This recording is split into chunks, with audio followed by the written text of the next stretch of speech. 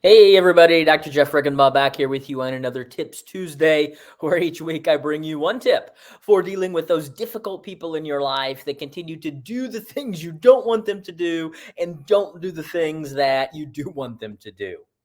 Today we are continuing our series on top 10 tips for dealing with bullies, and we have made it to tip number 9. Tip number 9, finally, which is simply to limit interaction. Sometimes it's appropriate to limit interaction. Now, again, this is where different personalities are different. With a lot of people, I will end up about knock the camera down there. Sorry about that. A lot of people, I'm coaching them to learn to set boundaries and stand up for themselves and be more assertive in appropriate ways and those kinds of things because they err sort of on this end of the spectrum. But some people err sort of on this end of the spectrum where they could benefit from learning to limit their interactions a little bit more. So for some people, it can be helpful to ask the question, how does this benefit me? How does this benefit the company? A lot of people have had a bully in their personal life. And so even if it's sort of out of their lane, so to speak, they always want to jump in, always want to have something to say. Limit interaction when possible. Maybe you're not in their department. Maybe not on any committees, or you don't have to interact with them in the hallway very often. Or maybe you're even on their team, but there are still ways to interact with them on a limited basis. Maybe you have a monthly meeting that you have to sit in with them.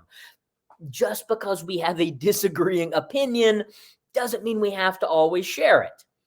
And so for some people, it can be helpful. And really, to be honest with ourselves, if we're about to speak up, because it's often going to trigger a bully, and again, there are places to speak up, but to ask ourselves, is this really going to benefit the team? Is this really going to benefit the company? Is this really necessary? Or in the grand scheme of things, what would happen if I don't say anything?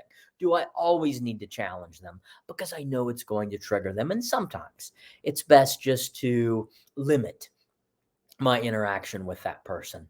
A lot of escalations, particularly in the workplace, but also really in all settings, could be avoided if certain people could learn to strategically limit their interaction with bullies.